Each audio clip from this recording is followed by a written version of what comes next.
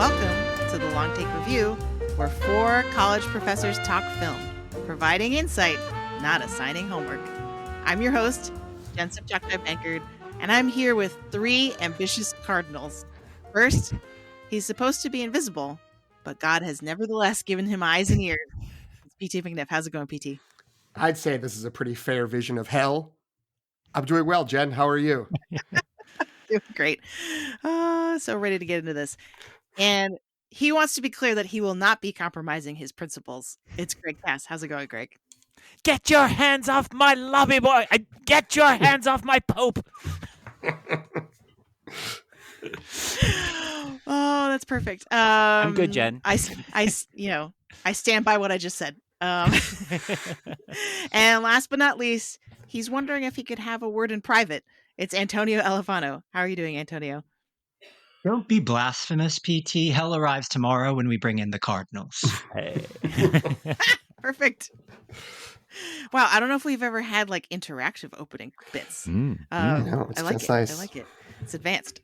So, dear listeners, those were all references to the film we are here to review today, Edward Berger's papal thriller. Never really thought I'd be using that phrase, Conclave, which is out in theaters now. Ray Fiennes plays Cardinal Lawrence, the dean of the Cardinals, who must lead his ambitious and politically divided colleagues through an election following the sudden death of a pope. With each round of voting, Lawrence uncovers new secrets and scandals. The film also features Stanley Tucci, John Lithgow, Isabella Rossellini, Carlos Diaz, Lucian Mazzamati, and Sergio Castellitto in supporting roles.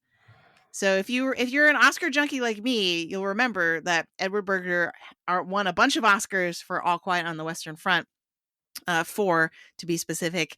And so a big thing we're going to be talking about today, hopefully later, is will he continue his hot streak, the Oscars this year?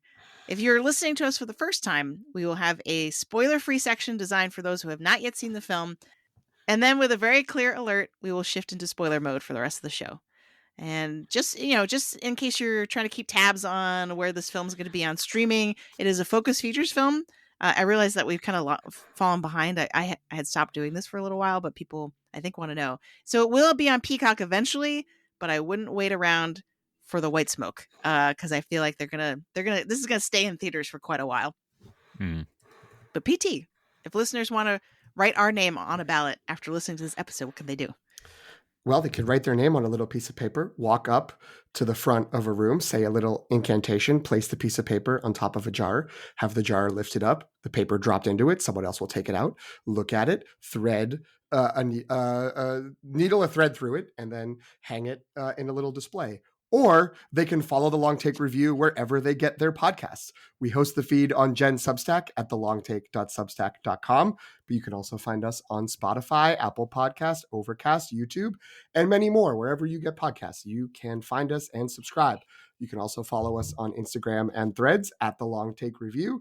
And on Letterboxd, the account is at LTRPod, or you can search for the hashtag LTRPod to see what each of us individually has been watching. Jen? Thanks, PT. So we'll start, as always, with the short take. What was everyone's general reaction to Conclave? The premise of this movie is as like grand as it gets. So I thought it would be like that movie a few years ago, The Two Popes, but like it's sort of like slightly younger, hipper brother. Instead, it's more like that movie's like perpetually high, like mentally ill nephew. And I mean that in the best way. Like the Vatican is not where you go to have like a rollicking good time, except when you're in the hands of Edward Berger.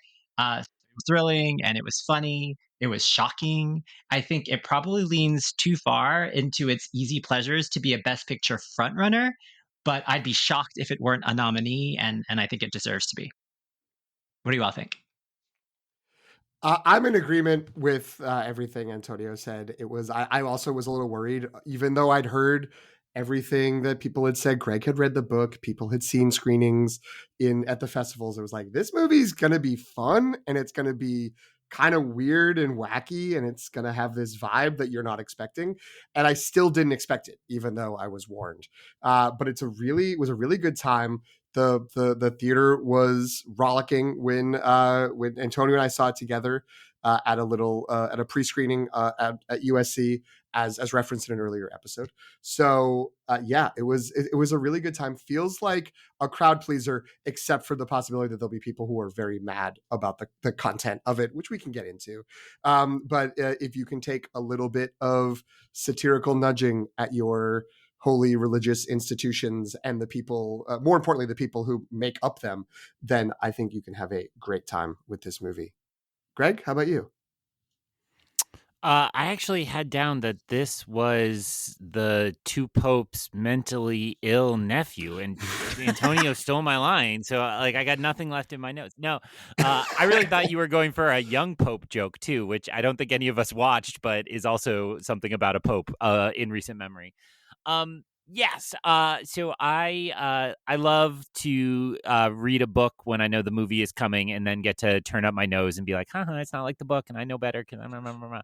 And so I went for it earlier this fall.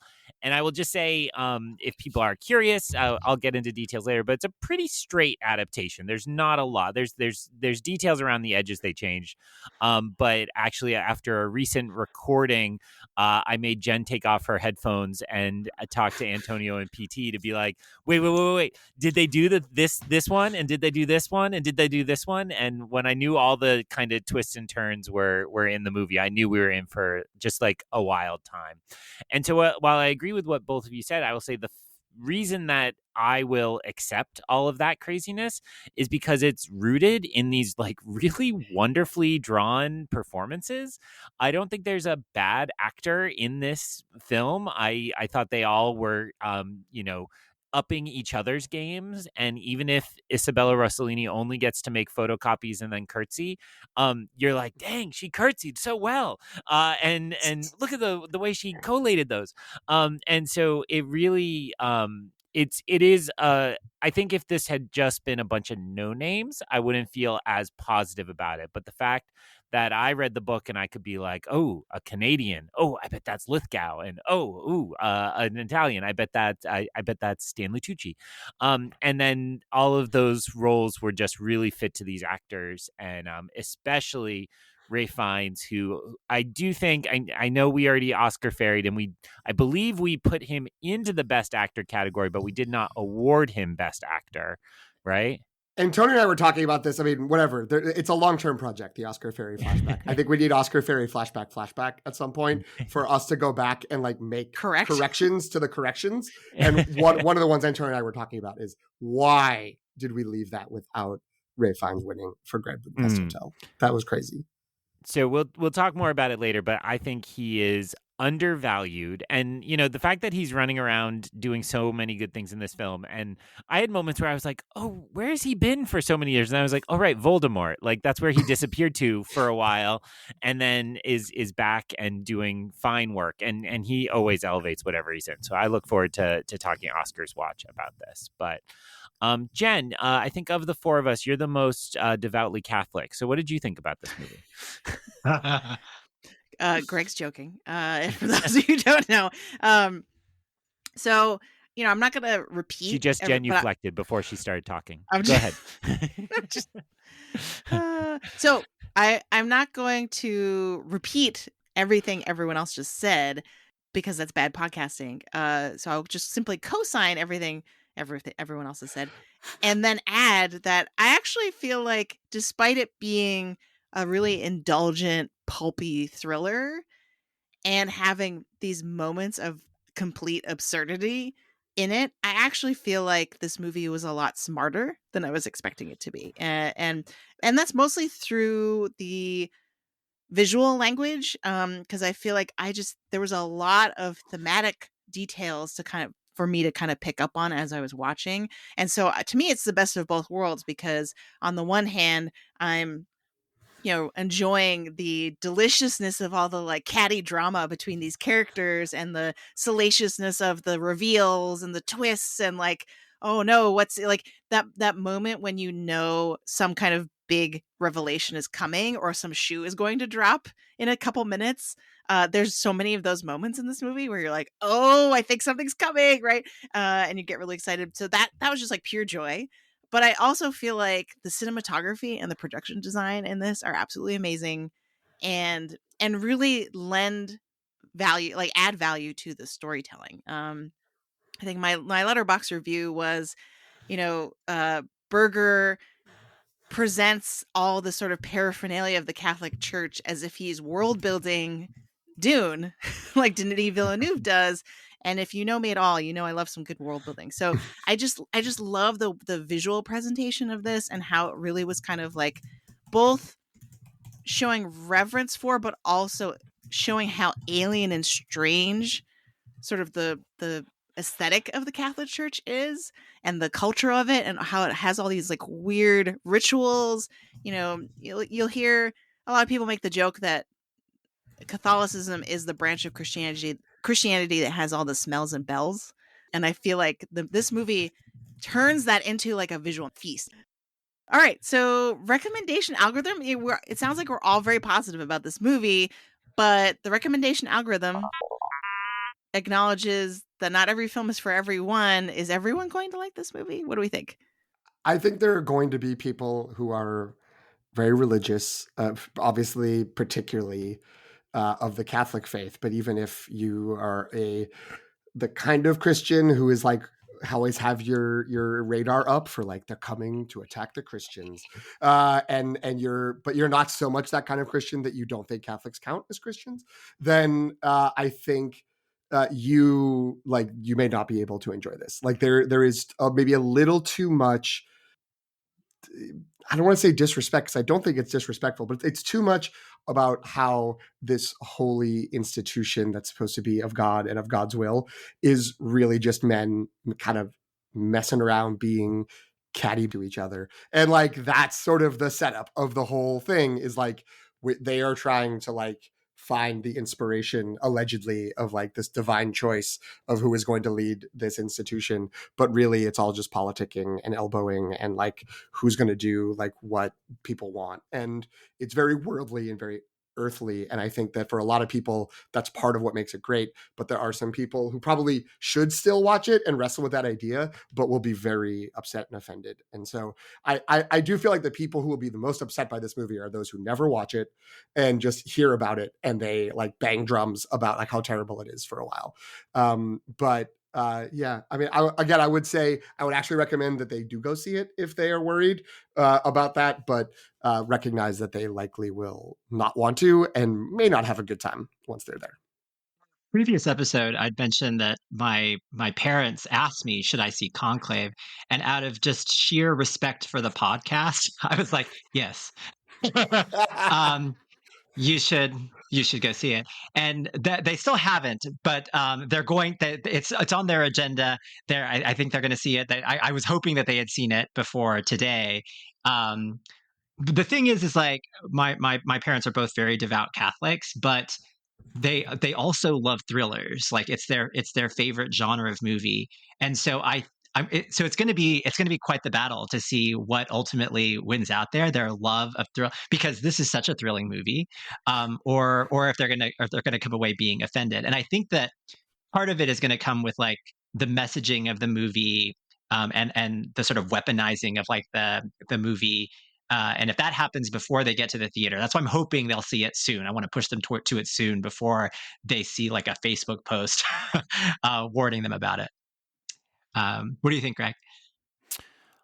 So I think I saw this on a Thursday night, and then my mother-in-law that Saturday asked if she should see it because she'd heard a radio NPR review of it and heard how good the performances were. And she was an Episcopal pastor, so not Catholic, but very, very religious. So I think I was literally lifting something heavy at that time. I'm like, oh no, it's a trap. I've been trapped. What should I do?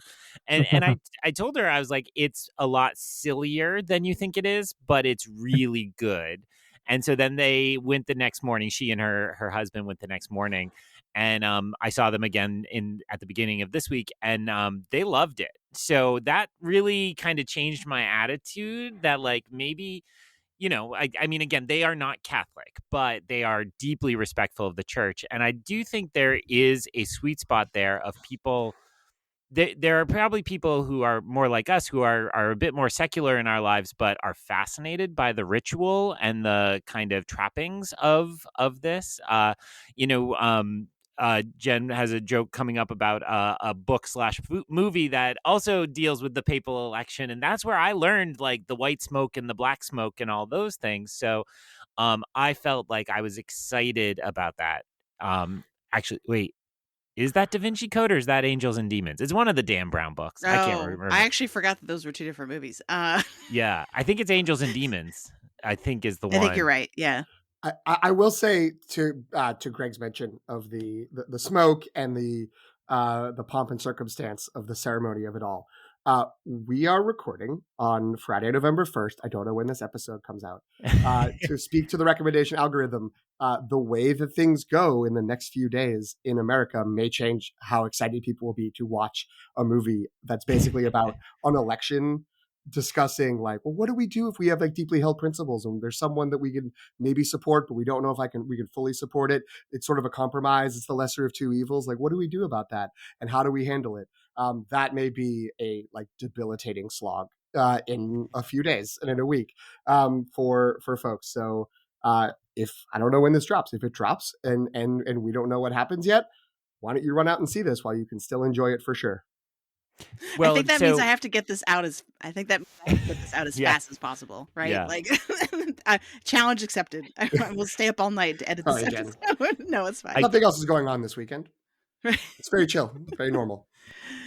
I think that's right. And so then the other thing I'll use, purely my mother-in-law as a test case, is one of her favorite movies of all time is The American President. And I think if you kind of have that kind of love of Sorkin-y stuff, and the way The American President, I believe in that they're trying to pass a bill, right? And so the two teams are tallying up how many Congress people are on their side. It is a TikTok very much like that, right? Like, so if you like that movie or movies like that where you get these kind of behind the scenes machinations working towards a big moment, I think that is very appealing, even if you either don't want to see the church made fun of or challenged, or don't have a connection to the church. I think that kind of movie is similar. So that'd be my algorithm. Jen, maybe you wanted to compare it to some kind of Dan Brown movie / film, or one or the other, or maybe there's two of them. Sure. I wrote Da Vinci Code ? In our outline as a stand-in for the quote unquote franchise, I guess, the Dan Brown universe. I thought you meant the Catholic franchise. So what's interesting about this is that the look and the feel of it has kind of all the grandeur of sort of a historical docudrama, except this is very much a fictional narrative appropriating kind of what we know about the Catholicism and I would say, yeah. So I guess I'll throw that out there as a question. Like, how close is this in the feel of it to another completely fictionalized story about the Catholic Church, the Da Vinci Code, and or Angels and Demons, which clearly I remember so well because I didn't put the right movie in this question. I never watched those, so I can't help. I never watched those either. I read the books, but I didn't see the movies because I have principles. So I would say very similar, right? And again, I think they were trading on the same thing, which is the actual rituals of a papal election are crazy, and they're really fascinating no matter what your feeling is.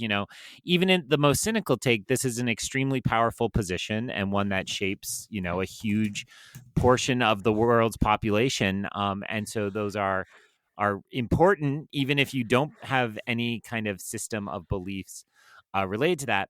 I think the Dan Brown of it all traded on that religiosity, right? And on those rituals and kind of tangling in Illuminati and kind of other structures of mythology that are similarly fascinating. And I think they got lambasted for the same things this movie will get lambasted for, which is like, well, it's not actually very respectful of the religion, and it's not a part of that. So I think it's a pretty good comp in my estimation. Though it does have more of a political kind of thriller aspect. It's more All the President's Men than it is, pure somebody's. Is that albino Paul Bettany is murdering Yes. people? That's one of those. Yeah. Is. Yeah. So no, that's here now out in theaters, starring Paul Bettany, murdering CG Robin Wright Penn and Robin Wright. She's no longer Penn, and Tom Hanks. I wonder where it happens. Oh, it's in that room. So to me, I can see why people would reach for the comparison. To me, though, the Da Vinci Code and Angels and Demons, like, they are much closer to something like National Treasure. Again, I'm like, really, really prestige references I'm bringing in here. Yeah. But in the terms of like, it's a very fantastical mystery using the sort of iconography of something that we know, but remixing it in a way that it's like completely unrealistic, I think. Hence people's kind of strong reaction to it. This, I feel like, is closer to, and I was really racking my brain for like, what movies were important to me, like thrillers that were important to me that aren't necessarily about the Catholic Church or about picking a pope, but are really similar to this movie. And the thing I kind of came up with was The Insider, the whistleblower movie with Russell Crowe. Now, this is my bias because I became a cinephile during peak Russell Crowe, like LA Confidential, The Insider, Gladiator, which we're going to be talking about soon, probably. A Beautiful Mind, Thor, Love right? and Like Thunder. that whole. I said during peak The Pope's Russell Crowe, Exorcist, Greg. yes. Oh boy. I didn't mention, even though it was in the run, I think there's like I skipped over Mystery Alaska and Proof of Life, even though those were also during this time period that I'm talking about. But anyway, so that movie really sticks out in my mind because it was like all the tension and drama and suspense was drawn from the like what information is going to come out and when kind of, right? And so to me that was the closest comp, much more than like the Da Vinci Code, because of that sort of like you said, it's a political thriller, right, at the end of the day, whereas I associate Da Vinci Code more with kind of like, I don't know, like adventure fantasy almost, even though it does still have thriller elements in it. Well, and the one thing I'll add to that, which kind of merges those two pieces of the conversation thus far, is the novel actually has a really interesting disclaimer right up front where the author makes it very clear that this is not meant to be at all representative of the real world, that it is purely that fantasy world you're talking about, not in the like mystery albino serial killer sense, but just like not at all meant to be an allegory. And I believe the book came out not too long after Pope John Paul passed away. So he specifically like, this is not about the last pope. And I think that to me speaks about how what the goal here is to use the papal election as a metaphor and a stand-in for all pursuits of power and all, the movie makes a couple very direct references towards American politics. And that's what it feels like he's really up to and talking about. So, which is why it will feel great this weekend and hopefully feel great next week, but we'll see. I do just want to note, and I don't know if this is the right time, but before we go into spoiler mode, I guess to sort of establish that sort of, I think that, Greg, what you're saying based on the timeline of when the novel came out, it isn't actually the death of Pope John Paul II, but probably when the next pope stepped down and then Pope Francis was elected, because that was 3 years before the publication of the book. Oh, okay. And just to continue my quarter-assed Wikipedia, looking things up and sharing what it says, the description of the election in that is this. Jorge Bergoglio is Pope Francis's given name. And Bergoglio was elected Pope on March 13th, 2013, the second day of the 2013 papal conclave, taking the papal name Francis.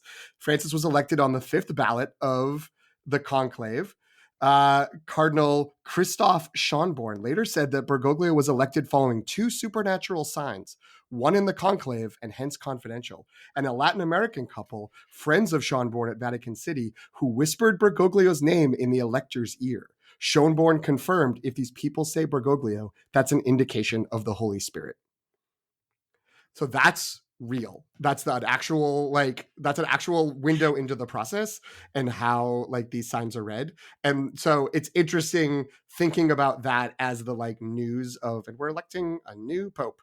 And then a few years later, this novel being written, and then now this movie being made about like, what does that mean? And how is it like, what can be interpreted as spiritual signs, and what, how is that, I mean, in the context of the movie and the fiction, how is that potentially manipulated to be like, what you want it to be in order to get the outcome that you think will be best, and how is that actually not that different from just that the same sort of political maneuverings of passing a bill or setting up a policy or getting consensus or cracking a news story, that it's really, it's such a human endeavor that is thought of presumably by the people involved and certainly presented to the world as this supernatural, spiritual, divine process. Yeah, so I think to broaden what we've been talking about before we move into spoiler mode, I feel like if you like anything where people are spilling tea and revealing secrets, right, this movie's for you. But also if you enjoy sort of political process movies where it's like breaking down how the sausage is made, right? Like sort of, as I think Greg mentioned earlier, right, about the Sorkin kind of cop. But so I it's interesting. It can appeal to a bunch of different groups of people, and I don't think any of those groups of people have to actually care about or know anything about the Catholic Church, which is, I think, the potential power. Spoiler for Oscar watch: the potential power of this movie, despite whatever religious backlash may happen. But yes, so like, yes, again, this is a time capsule where we're all like, yes, you're going to have so much fun watching this movie. Elections are so fun to watch, right? But obviously, if you're listening to us, we can't predict the future, right? We don't have divination power, so we can't read the signs. So the situation no one's may be whispered very anything different. to you, Jen? You haven't gotten a little... No. Okay. The podcast gods have not shown their favor upon me to know what we should talk about, in what context we should be talking about this movie.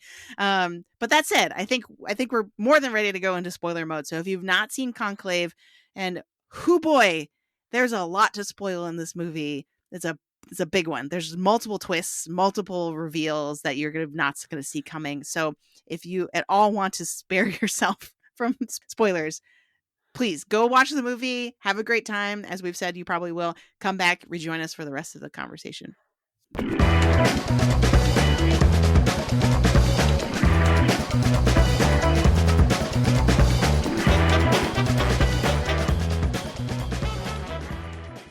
Okay, so I want to toss this to Greg first because I want to start with the twists.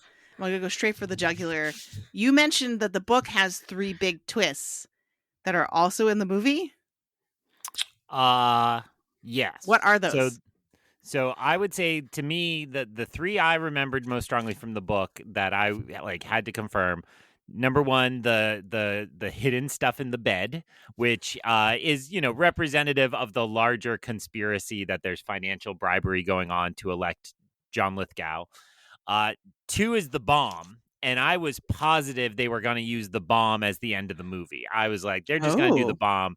They won't go for number 3, Lady Pope, which I will say I thought was stronger in the book, which, I think the movie plays it just a little more ambiguous. At least the way I interpreted what was in the novel was that this was a woman and someone who identified as a man but had been raised as a man and didn't realize they were a woman, right? And I think the movie plays it a little more. This is where my mother-in-law was like, I looked it up. It is a thing that can happen. Men can have ovaries. I'm like, yep. That you shouldn't have had to look that up. Like, that's well known. But it is absolutely, I thought the movie played it just a little more subtle to say that, you know, this is somebody who would probably be best defined as intersex, kind of in the biological sense, even if they identify as a man. So, uh, and it seems to me the critics are really split on the last one. If this really was, you know, a worthwhile last moment, or if they won't include it. I'll just go on record and say I was impressed they kind of went for it, and I thought that made this movie a little more relevant to our current moment in some important ways. So you're absolutely right. I think all the criticism and Oscar punditry that I've absorbed about this movie up until this point is really split. And it really comes down to the final like 15 minutes of this movie where everyone seems on the same page until this final twist happens. And a lot of people either have the reaction of like, this is from a different movie. Like it kind of undermines the tone that or like the story that's being told up until that point, which I don't know if I agree with. So I'm curious to hear your thoughts on that. And then the other complaint seems to be like, it's too much of a leap. Like it's too extreme on top of all the other shocking things that have happened in this movie. It's one step too far. It's crossed some kind of like realism line. And I saw this movie, I took my mom, and in general she was into it, but she said that and she seemed to say, but she's like, the ending didn't seem realistic to me.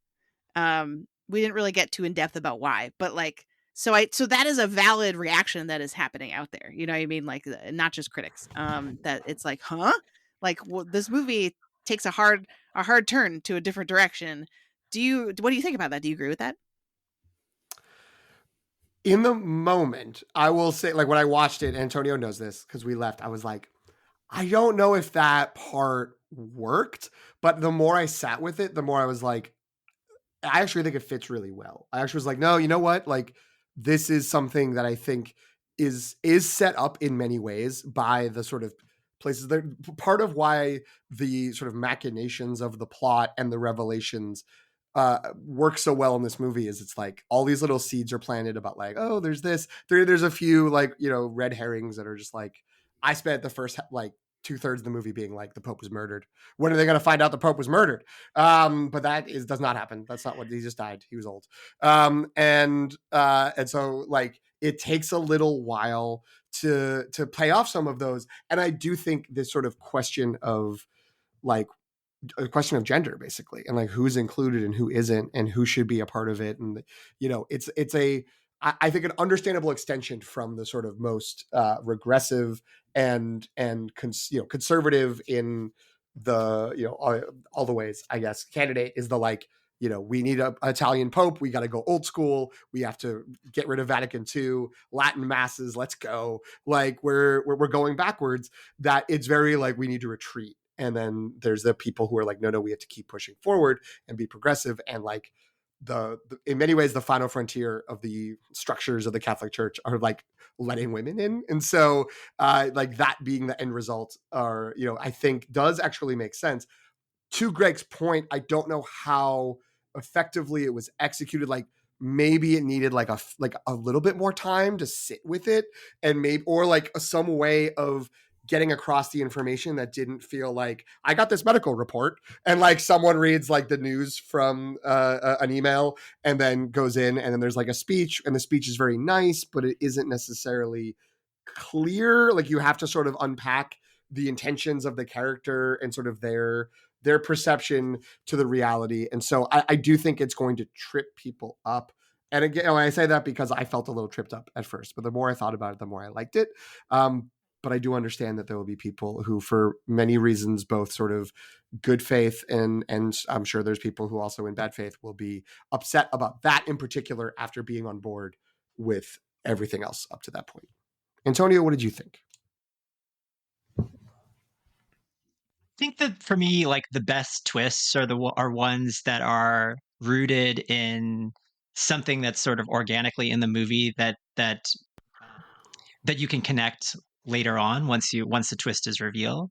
And the only moment for me going to sort of the execution of this where I looked back on a moment in the movie that maybe gave me a little bit of a clue of what was coming, was when Benitez is doing grace and takes a moment to like thank the sisters, and then you have a close up of Isabella Rossellini's face and this sort of wry smile on her face, and I thought that was a nice moment, a kind of funny moment. Um, and then in retrospect, maybe this is, but maybe that was, portending this ending, but that's not really enough, right? That's not really enough to like prepare you for what's about to happen. um I think, like the nature of these movies, it's like that are reliant on these kinds of twists, they're dramatic equivalent of like a farce, where like farces, you have to go bigger and bigger and bigger. And so here the twists have to get bigger and bigger and bigger. So it felt like a sort of natural elevation of the twist that had already filled the plot. Like it's if this were like a murder mystery, then it would be the kind of thing where they've solved the murder, but then we are spending too long with like the characters sort of like equipoise at the end, and then something terrible is revealed that they've done or whatever. So to me, the movie up until this point had spun a really fascinating and head spinning sort of yarn. To end with Benitez, the sort of purest and most suitable candidate of the lot, already was to sort of have. I don't think the revelation made the ending any less happy, but like PT at the end of the movie, I worried that it would immediately alienate a sizable chunk of the audience who will wrongly, I think, choose to fixate on it as the sort of sole reason for the movie's existence, and that would be a real shame. Yeah, what about you, Jen? So I was fine with it, and actually, it wasn't the twist I was expecting. So earlier I described the exhilaration of the moment when a shoe's gonna drop. So as I can't remember the character's name, like his assistant essentially, who keeps bringing this outside information to him. Um, when he showed up, I was like, "Oh, get ready!" Like, we thought this movie was over, but buckle up, folks. And so I knew they were going to reveal something about him, and and I didn't pick up on the breadcrumb of they had mentioned him having a health issue or some kind of health related thing that they just kind of mentioned in passing, somewhat cryptically. I didn't necessarily remember that quickly enough to be like, oh, it has to be related to that. And so I was kind of like, oh, what corrupt? I thought they were gonna go like everyone's corrupt. Like I thought, I'm like, what terrible thing has this person done that he seemed so so much like the ideal of what the church wanted to be, right? That no one could deny, regardless of kind of their political leanings, right? And that he was kind of propped up so much as this perfect character that I was like, oh, the whole point of this is going to be to sort of shatter that and be like, nope, everybody actually is corrupt, even this person. So to then have this, I was like, huh? but not necessarily in a bad way. And I really like the idea of it really pushing even the viewer's sense as to like what would be considered radical for the church to deal with, right?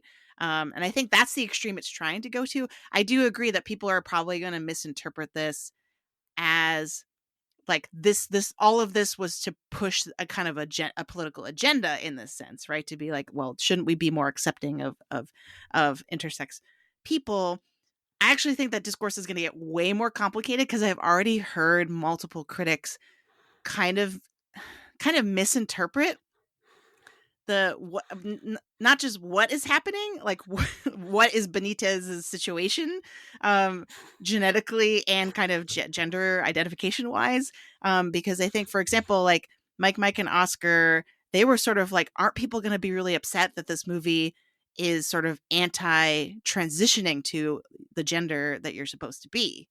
And so they interpret it as, which I think is actually kind of, because it happens so quickly, I can definitely see other people also coming to this conclusion of like, oh, because he has that line at the end where he's like, I just ultimately decided that God made me this way, so I'm going to stay this way. And so there is a possibility that a bunch of people are going to interpret that as like anti-trans, when in fact Benitez is not. My understanding is not transgender, because they never say that they have ovaries but identify as a man, or vice versa. You know what I mean? Like it wasn't like, oh, I wanted to get this surgery so I could be my true self. Like that is not part of the narrative at all, as far as I understand. Right. But that line of like, as God made me, I think is going to spark a lot of like hazy discourse about what the movie's trying to do, which I think is not what is like kind of besides the point. Because I think the comparison to Isabella Rossellini's character and the reference to the sisters, I think it is what it's trying to do. It's being like, because I think there's some point where I can't remember now, two characters are talking to each other and they're like, and women, and they're like, well, we won't go that far. Do you remember this, where they're like, Yes. well, don't mention women. Like Right. all the It's other when the progressive stuff are having their secret cabal, right? They're Okay. like, we can't push it that far, and Right. that's when Tucci, I think, delivers the line you use for me, which is like, I'm not going to hide my ideals, right? Like, Right. It's the idea of the sisters being invisible and silent and kind of like like they're a subservient role. They make all the food for all the cardinals, but they're not supposed to speak. They're supposed to be seen but not heard, right? Or whatever the phrases we use for like children. Right? And so I think the fact that Isabella Rossellini's moment to shine is so short is directly connected to this idea that because Benitez is intersex and therefore is, as he kind of says, in between man and woman, and therefore represents women in some way, right? That would be the crazy thing the church is not going to accept, that he is at all related to women, right? Because that's the line that they haven't crossed yet. So, Jeez, yeah, Jen, Greg, go next ahead. you're going to tell me women should be allowed to vote however they want and not how their husbands dictate. Just this craziness. Yes. Well, and I do want to clarify my own statements because again, I interpreted the book, and I'd love somebody who also read the book to see if I was correct or if I misread the ending, that it was more about, I interpreted the end of the book as the last pope, the pope who died, really knew Benitez's situation. So there are references in the movie that Benitez had a burst appendix and it needed surgery, and that's when it was discovered that they had ovaries. And I essentially, when I read the novel, I was like, I really was like, that was the first time anybody had lifted up her cassock or his cassock, and like realized, and sorry, that was Jeff Goldblum in Jurassic Park, but like realized that this was not a man, and so I understood it as, then Benitez goes and offers to resign, and the Pope promotes them instead and says, no, I value you for who you are. Let's get you this surgery out of my private budget so nobody knows and we get taken care of it. And so I'm upset to think about that misreading that you just alluded to, because I do think it's very much a rejection of corrected intersex or sex determinative surgery. And I think that's really important. There was this big documentary that came out within the last year about intersex individuals and how doctors without any real right kind of make the choice at birth, and that should be questioned as a practice. And I think this film ends up being more a part of that discourse than I expected, because I expected it to be more about what PT alluded to, which is like somehow the Catholic Church is like, ladies, I don't know, I'm not so sure. So it is really interesting to me. I'm going to give it credit one, because Antonio was asking for another clue. There is another clue in the book, which is really silly in hindsight, which is I think it's when Ray Fiennes goes and has the meeting in in Benitez's apartment, in their suite, his suite, and talks about don't vote for me anymore. We need to put our there. There's a moment where he goes into the bathroom and the shaving kit is still in its wrapping. And it's like, how strange. He hasn't shaved the whole time we've been here. Like, how could this be? But he looks so smooth skinned. And there's a shot like a quarter of the way into the movie. I think Ray Fiennes opens his shaving kit. I'm like, oh, there's the stupid shaving kit. They're like hanging a lantern on this. So I even would put money down that they shot that like twist or that clue, and then they left it out, which I think is the right call because it's very silly as a clue. And so I think it is meant to be like a total a little bit more of a surprise here in the film. And I'm here for it. Anything that like makes us ask these questions in 2024, I think is worth pursuing. And if we start talking about why it might be worthy of that Best Picture nomination, I think that should be part of that, right? And I think it's a very smart culmination of all the shadow references to the deceased pope, because he is actually a very present character through the investigations. You know what I mean? Like the paperwork and all the paper trail and the secrets that are discovered, and like a lot of his intention comes through in a way that for a character who's absent because he dies at the beginning of the movie is actually pretty impressive, I feel like. And so I think that moment so Greg, you're mentioning what's happening in the book. I saw that I saw the moment of confirmation in the film because Lawrence has a moment where he says to Benitez, "Wait, the Pope knew?" And that's his turning point where he's like, I don't need to tell anybody about this. Like, you're good. Or at least that's what I inferred. I don't know if everyone else feels that way. Or that like let the decision, let it all play out, let it see what happens, and where things go.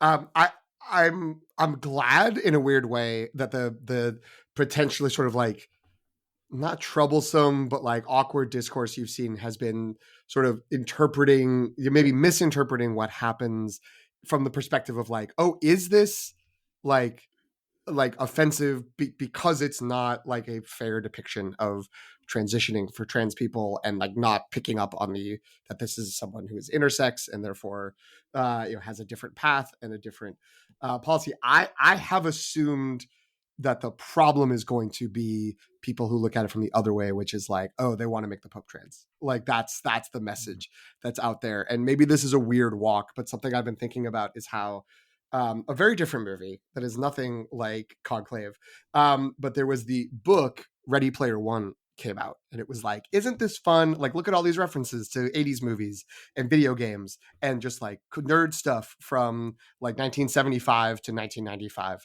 and that we're just gonna like make a story that's not really a story, it's just all these references. And then like 5 or 6 years later, they made a movie. It was made by Steven Spielberg, and not everybody, but like at least I was just like, this sucks. I hate this. I don't want anything to do with it. And in between was Gamergate, when like all the video game like love got like poisoned and like twisted into the beginnings of a social movement that we are still reckoning with, of like all these problems and just like being really retrograde and regressive and all that stuff. And I think there's maybe a similar thing of a book written that's published in 2016 that is like, we're going to hang the like final twist on the revelation of an intersex character. And then in the 8 years since then, between the book coming out and the movie coming out, there has been this rise in anti-trans rhetoric and anti-trans sort of like stances, and really centering that in discussion as a big part of the culture war, and creating a backlash against this very like a vulnerable minority community. And so like suddenly that's the prominent conversation. So when you get into like what's happening in like Geneva and an operation, it like immediately reads as a commentary about the like trans debate, which is whatever, like the attacks on people who are trans, when it's not that at all. And I think that what I'm worried about is what will happen is those Facebook posts like are not just going to be, it's disrespectful to the Catholic Church, it's blah blah blah, but it's going to be they're like, once again, they're trying to shove trans people into our lives, and they're even trying to make a trans person the Pope. And that is A, going to reveal the twist of the movie, and B, become like this big, like stomping drumbeat to get people mad. So I don't know like what that means in terms of the awards chances, like in obviously in many ways that's not as important as like trying to minimize the possibility of people being attacked for being who they are. But yeah, like that's the thing. When I was leaving, I didn't say in the beginning, like pre-spoiler warning, like what I thought my parents would think about it. I actually was like, until this last reveal, I was like, I think my parents would actually love this, because like the end result of this character, the sort of social justice progressive, like that's the kind of like the theology of the Catholic Church they like, not the Vatican II like Latin of the Italian guy. So I was like, they may actually really like this, but I don't think they could handle that last part, because I think like not that they are like particularly bigoted, but I think that they would be like, ugh, this is just like more of that stuff I don't really understand, and I'm not dealing with that. And so I feel like they would shut down thinking about this, and therefore not enjoy it. So that's not a reason for it to be bad. It's not a reason for it not to be included. It does further make me wish it came through like a little bit clearer, because I think that like some additional clarity or even just a little bit of additional time might have not stopped the bad faith people, but helped the good faith people understand what exactly is happening. Yeah, and I mentioned Mike, and Oscar because they are very, very sharp and on top of their game, and like I love them because they do so much homework in preparation for their episodes. It's incredible. They do this like amazing literature review of all the reviews of a movie, and I'm just like A+, Mike, and Oscar every time. And they are also excellent allies. Like they always are commenting on kind of the limitations of their subjectivity as two white men, and like always really supportive about, stuff. So like if they are like misinterpreting the end of this movie, what hope does everyone else have is kind of my concern. You know what I mean? But so I think we are in for like some discourse, and it's going to get messy, but we'll talk about an Oscars watch, like how that might actually pan out. I do want to move us into rhetorical situation, a segment in which we look at a film through the lens of our academic experiences.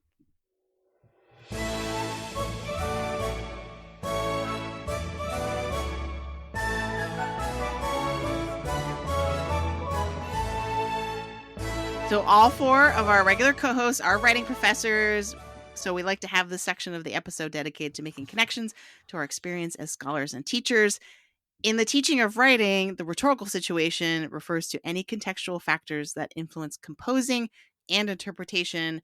And I do feel like the main thing we would talk about for this segment for this film is one that is contextual. And we've already alluded to it a few times, but this idea that this is like an allegory for political elections, and we are currently in the process of doing an election, right, that has not finished at the time of this recording. Let us say again, we do not know the outcome of the election, the presidential election at this time. I mean, how do you see that playing into not only how people are going to interpret this movie, but there are definitely explicit references to the American political process in this movie too. So it's like, is that on the movie's mind, and to what extent? What do you think? I would say I don't know if it's exclusively American politics that are on the mind, because the book's written by a British author, the movie's directed by a German man. I think just like Western, if that's, I don't know if that's still like a solid term to use, but Euro-American style democracies, those kind of elections and that sort of almost parliamentary procedure of trying to get to an agreement is clearly in the target here. And obviously we've had some weird ones in America recently, and are continuing that trend currently of like things being very strange in our elections. So I do think that is intentional. I do think that's relevant. I don't know if this movie was like scripted and designed to be like, let's bring this out like a month before election day and let's see how this flies. I think that is a happy/unhappy coincidence, depending. It's certainly like prominent and it's there. I think it feels to me as much like that is a commentary on the spiritual side of it. Again, the sort of like question of the divinity of this whole process, that it's just like, is this really like something that is like signs from the Holy Spirit, or is it like a bunch of dudes just trying to figure out who's going to be in charge? Like in the same way that like figuring out who's going to be in charge of like the PTA, or who's going to be in charge of, a union group, or, who's going to like the lines between this and like 12 Angry Men are not that different. It's a group of people trying to make a decision, and that doesn't mean that like it's holy or divine, but it does have this consequence because of when it's coming out and also everything around it, of also sort of mirroring back on, and it's reflecting the political process in many countries, but particularly in America. Well, I think also, I mean, when you said a group of people, it's a group of men, right? And I think that the gender disparity here, and the fact that women are excluded, I think that it feeds into our election season, in that there's a big gender divide in terms of how Americans are voting. When you look at polls, when you think of the current moment, um, like post Roe versus Wade, um, and implications of that, and the Catholic Church. Like, there's a lot of stuff here, right? That play into each other. That probably wasn't the intent whenever this movie was first greenlit. Like all of these things that are happening in this moment, that I think make this. I think this movie was always going to be a thrilling movie because it's just a thrilling movie, and I think that it's executed well as that. But in terms of, I think that the anxiety that PT and I shared when we left the movie had something to do with, for me, it was thinking like, hearing in my head uh, the voice of two people I don't want to hear in my head, which is like, I don't know, Ron DeSantis or like Ted Cruz talking about this movie, right? And and just the immediate exhaustion I felt at like this constant like demonization of like Hollywood. Like, I think that like movies that have big ideas that we can vehemently disagree about, that's a good thing, and I don't mind being in the middle of those discussions. But I think that when Hollywood becomes just this thing that like people want to attach certain values or lack of values to, and then they cherry pick sort of like, you know, elements of things and then twist them into whatever to turn it into their weapon. I find that incredibly unfair and also boring, right? Because then it's no longer it's no longer a debate about something that is actually debatable. It's just like someone who's just determined. You know, the movie has a good line about sort of certainty. That's like the sin, right? And I don't want the debate to be among people who are just certain and determined to be offended, and not to talk about what the movie is actually saying or doing, but just want to use it as a tool for like the thing that they already believe, that they were never going to be moved about. I mean, certainty is public enemy number one for Lawrence, right? He says that in his big monologue that's in the trailer. And you know, I agree with that. It's so funny because I'm like, don't worry, Antonio. It's like the very end of the movie, so they won't make it that far, right? They'll have stormed out when they like let the lady talk. They're like, no, can't do that. And you know, I think of it was Ben Shapiro who thumbs down Barbie, like basically in the lobby. And anyway, so I mean, I do think it's interesting that it came out exactly when it did. And, you know, for me, the moment where it got a little too much was the stairwell moment where I believe Lauren says, like, I feel like I'm at an American political convention. And you're like, yeah, we got it. Like, we didn't need that. Like, you know, we understood yeah, that it's feeling. that. And then the what did he promise you, Secretary of State? Those are the ones that stick out really, really, are like, Sure. hello, Yeah. politics. Yeah. But I want to pay the movie the compliment. Like, at its most sophisticated, this is a very basic story of, are we going to be progressive or are we going to be conservative? And what does it mean to choose to go forward or go backwards? And what are the dangers of going backwards versus going forwards? And PT alluded to this earlier. Sometimes going forward means, yeah, you don't go forward fast enough for everybody's taste. And there's still issues that some of us are going to be really upset about, but maybe you just go with that little bit forward. And then maybe you secretly elected an intersex pope and then you will go way forward and you didn't even know.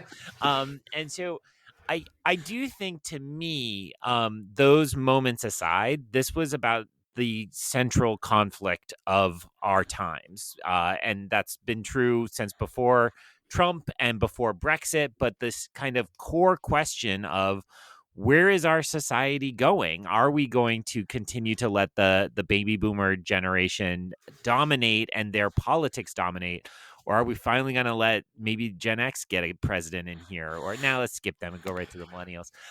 But I do think that's the central question of all democracies right now. Now, there is an interesting strain here, which is that a reminder that all systems, even the most sacred system there is, are fallible, right? And I think that's an important reminder within this conflict, that we can't, and this goes back to the quoted homily on certainty, which is that when we act with certainty, we are,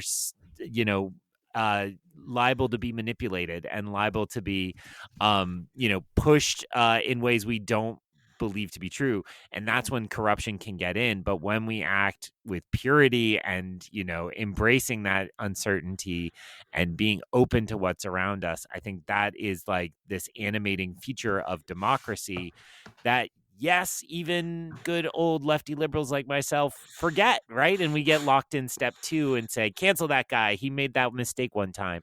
And, I do think there's something there. There's a little medicine for both sides of the political spectrum, even if the film is kind of clearly pushing us to want the progressives to win in this case. But I do also, this will be my last rambly thought, like, that's helpful. Like, remind people that, progressive isn't a dirty word. And that's another Sorkin thing about the shift from liberal to progressive, right? And what that meant in our country.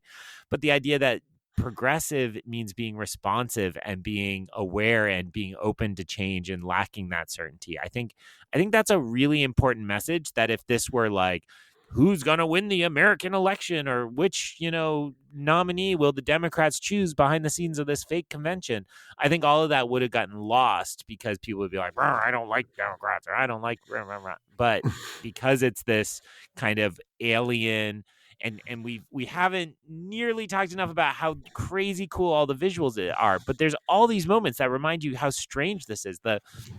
The rain on the Cardinals with their umbrellas, and you're just like, this is another planet. This is Dune. Like, I wandered into the wrong theater, and yet that alienation opens you up to better reflection, in my opinion. I really With like regard to that. the setting, sorry, with regard to the setting, one thing is that we've talked about a few movies in a row that we've called kind of stagey because they stay in one place. This movie stayed in one place, but it didn't feel, we don't have that complaint because of the texture of the place and all the sort of strange revelations of this, that we want to go deeper into this like singular place. It doesn't feel like we're isolated somewhere. We just want to like continue to explore these little caverns. My favorite one probably is actually in the very beginning, when they remove the ring from the dead Pope's hand, and they put it in that crazy, like, hole punch stapler contraption to remove, like, pop off the top part and then, like, seal it away and stuff. I was just like, what am I watching? Like, this is so interesting. Like, what are they doing? And I huge think shout that, out to the yeah. sound design all Yes. throughout. Like, there's a Yep. lot of heavy breathing that is so well done in the film and used to good effect.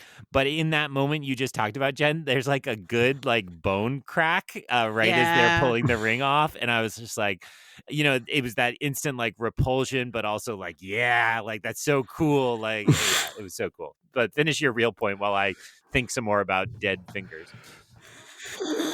The substance now on Mubi. You'll figure that joke out later. Go ahead. Okay, well, I sort of, this is kind of dipping into Thesis, please.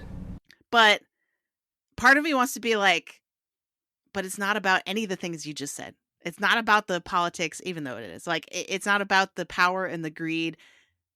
To me, so much of the subtext of this movie visually, and this is my point because it is related to sort of the visual details and kind of all that stuff that we've been just talking about.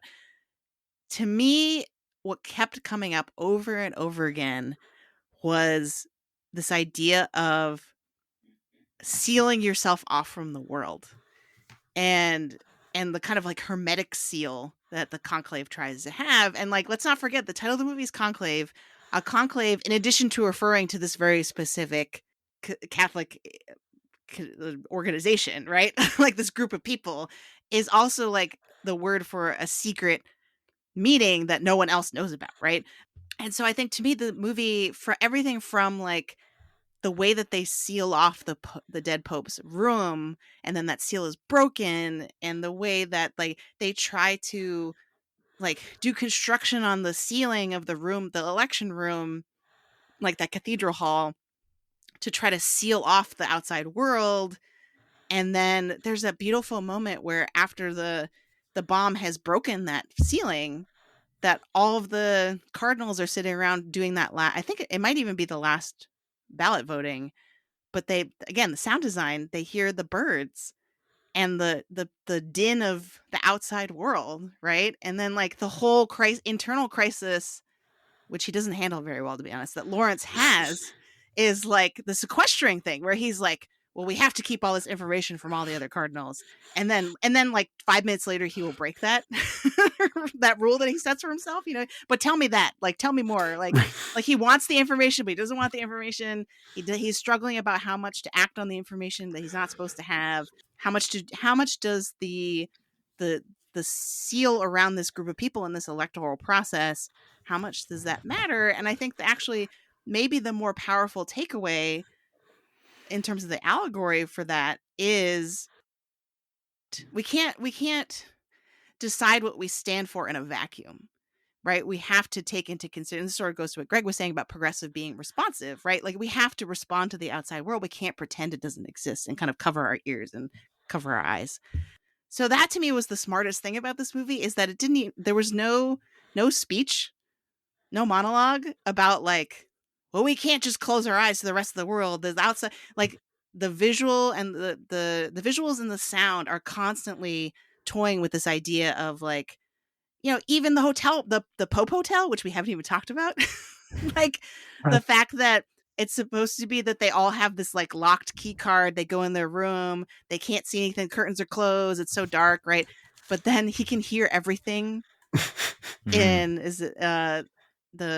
the African cardinal, like he can hear Lawrence can hear everything in that room when he's screaming at the nun who's been brought to like for his smear campaign, right? It's like, so it's like maybe it's like the fallacy of a seal. No, I think that makes a lot of sense. I also think, in addition to that, more sort of general, like, you cannot set yourself aside from the world to try to, like, even to make one decision. Like, everything is part of the wider context.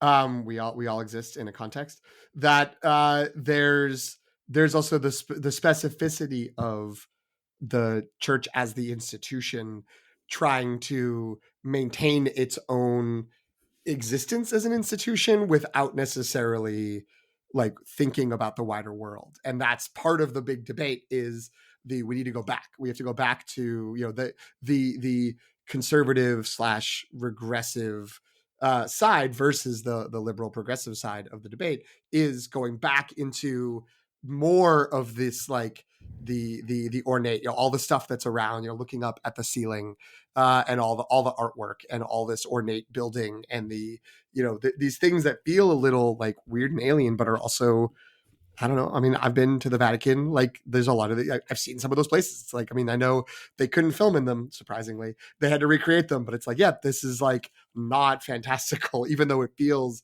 so alien. It is, you know, these are real things. And, you know, I guess it's the specific disconnect of that, which ties into Lawrence's line, I think pretty early, when he's like, I need to leave this job. Like, I got to get out of here. Like, I can't do this anymore, before the conclave even starts. And they're like, why? And he's like, well, like, I have a crisis of faith. And they're like, you aren't certain you have faith in God. He goes, no, I'm good with God. I don't know about the church. And that is, you know, I mean, a more obvious sort of statement of clear divide, but I think that's that subtlety of the sealing versus opening versus like, what do we do, plays out in the Italian guy whose name I can't remember, and Tedesco, Tedesco. Thank you. who's vaping. Oh, and the drinking. vape pen. Like, the thing is like, he's clearly the guy that you're like, I hate this guy. Like, this guy sucks. Everything he stands for is terrible. But every time they showed him, I was like, I love him. Like, I love him being in the scene. I love his reaction. I love his face. I love the way that, like, yeah, he hits that vape. Yeah, everything has to go backwards except for smoking. That's his take on the world. Versus Ben Benitez is the sort of like, where have you been? Like, what have you been doing? Like, have you been out in the world? Have you talked to these people who are different? Have you seen these different like regions? And so it like, that's like, there isn't a speech, but like that sort of moment that is the sort of, you know, when everyone is like, we got to rally around this person. That's the, you know, the parallel thing about just like, we can't be in Rome, we can't be in the Vatican and just be this locked up place in our palace and in our, you know, maintaining our vow of poverty in this crazy ornate building. We have to be out in the world trying to actually engage with it and do it. And Right. I think, And it's no coincidence that Benitez breaks the seal, right? Like, he also breaks in just by virtue of no one knew about him. He had never been to the Vatican before, right? Like, he's the outsider who completely disrupts the whole process by coming out of nowhere. He goes from people not even being sure he's supposed to be there to becoming Pope. Like, which is crazy if you think about that arc, right? But I think it's very telling that he's the one person who is coming from the outside world, who isn't so steeped and so indoctrinated in the kind of internal world of the Vatican and of the Conclave. I will say, last thing I'll say about it is also notable that at the end, when he has been elected, before we have the revelation in the audience, like, it doesn't look like Tedesco and the Adeyemi, the Nigerian social conservative, who was also like in the running for a little while. They don't look like pumped about it, but they're also not like storming out. Like, they are like, this was the process. Like, the process happened. This was the choice. Like, you know, what that idea of, well, whatever happens, what happens in the conclave stays in the conclave. You know, that is like, this is a secret thing, and it's, you know, what they think of it as divine. Like, everyone accepts the outcome. So that's interesting too, that like, you could see a version of this story where they are like, who is this guy? Like, we don't even know him. Like, he doesn't even go here. Like, he just showed up. Like, he's not a cardinal, but now we like voted him in. That's crazy. That, like, that's not what happens. And they're opening and accepting. We don't know what will happen if the last bit of information comes out, what those two will think and other people in the conclave will think. That's part of what's like interesting about leaving in that last moment of like him looking at the turtle and then him looking at the sun, and then we end the movie, is very much sort of just like, Turtles here we go. Also have a shell they can reverse into. I see this theme everywhere, people. Well, it's turtles all the way down. I wanted to build to the turtles, and I've been waiting like 5 minutes, and now you both wound each other up and finally got to the turtles, and then ruined all I have. So you just tweeted it out. So the dumb thing I have to say, like 10 minutes ago, PT mentioned that they didn't film in the real Vatican. They definitely used a bunch of the planet Naboo from Star Wars, those same hallways. I believe they're in Spain, but I'm not sure on that, which confirms Jen's theory from earlier in this podcast that the dead Pope is the Phantom Menace. That was said almost directly along the way.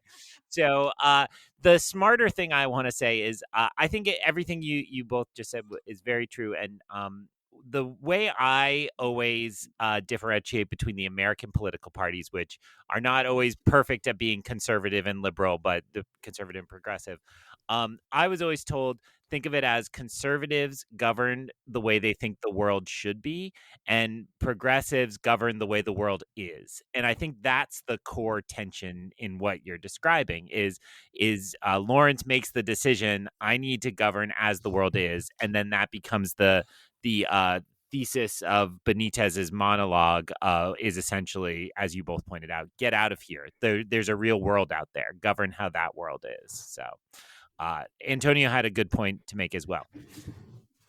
I agree with all of what you're saying about the sort of broader point about the film. I want to talk about what I think the engine of the plot is, and that comes from all of the characters' sort of like latent or not so latent desire for power and how that culminates. And I think that it's sort of fascinating to see, you have the characters who are just sort of the more obviously power hungry, like Lithgow, and going to like all the lengths that he goes over time. And it's very easy to sort of like look at that desire and to say like, well, that's a bad guy. That's not a good dude. But one of the more interesting moments was Stanley Tucci's character when he has all of these progressive ideals, and he doesn't want the church to go back. And the way that he talks, at least at the beginning of the movie, it's very easy to sort of see him as this idealist. But then at a certain moment, he takes Lawrence aside and basically says like, wake up, right? Like this, you need to be more practical about this, and if you're not, right, then we're going to lose everything, right? And so, so there's a desire for power that he has, and sort of an ugly side of him comes out there, but it's toward the service of these sort of greater ideals. So is his desire for power any better than like, than Tedesco's or whoever, right? And then there's Lawrence, right, who has this wonderful moment where Benitez keeps saying that he's voting for him, and he's like, "I don't want it," and he just like screams at him, and it's terrific. But then you see him sort of change and sort of think of himself as like, well, maybe I should have this. Maybe this is, even though I never believed that it was that his doubt or that his uncertainty or that his lack of desire for the position was like, was inauthentic. But and it's something about also Ray Fiennes' wonderfully calibrated performance, that shift in him feels believable, but also like laudable, but also problematic, right? And that's a fascinating thing to think about and a fascinating thing to examine when you're looking at all of these sort of power dynamics and how they work together, and how they manifest and what they're rooted in. I have heard somewhat nuanced, but very still different interpretations of the arc that Lawrence goes on, because I've heard critics say that he has a complete heel turn in terms of like he goes from being like I don't want it to like I 100% want it. And sorry. I was really close to saying that, but I was not confident enough in my northern British accent to do it. That's a Game of Thrones reference for those of you who are like, what are we talking about? But he goes from Jon Snow to a Lannister, basically, to use the Game of Thrones metaphor. Like, so, but I didn't really see that, because I do feel like that Lawrence has to be the kind of moral center. To me, it was much more him wrestling with, I don't want this, but then him realizing that the previous Pope chose him kind of for a reason, right? And that he has this role to play, that he has to kind of step up and do things he does not want to do, which could be including becoming the Pope, if that is what the former Pope's wishes were, and if that's the right thing to do, right? If that's what's best for the church. So to me, I read it as a lot more of like a self-sacrifice, but everyone keeps gravitating towards the scene where Stanley Tucci's character, Bellini, says, well, if you were to be Pope, because this is Bellini realizes he's not going to win. And so he's like, well, now we got to all vote for you, because like no one wants, now everyone else is out. No one wants Tedesco to win, right? Like he says, what would your Pope name be? And everyone is like, all critics I've heard have fixated on this idea that like his answer is so fast, where he's like, well, John, I would be John. Like he has thought about it. Like he actually himself is not immune to personal ambition, that even though he has said that he doesn't want it, that he too has thought about being Pope, and is not immune to the sort of temptation of power or whatever. Isn't that the second time they have that conversation though? Like the first time he's like, I don't know, like I don't think about that, and he's like, well, everyone does, like we all think about it. And then later, like when he's actually been like, when he's accepted that he could do it, candidacy, right? Like then he's like, yeah, I have a name. Like I thought about it, and I figured it out. Like that's interesting, because I hadn't heard that, and it felt very natural to me. It didn't feel power hungry, and maybe like my viewing of the movie was a lot more fixated on the sort of I don't know, religious side of it. It was really tapping into my CCD confirmation class days and like thinking about all that components to it, that I was sort of feeling like when he got sort of to that point where it's just like, well, like, I guess you're the guy, like you gave the speech, all these other candidates have fallen.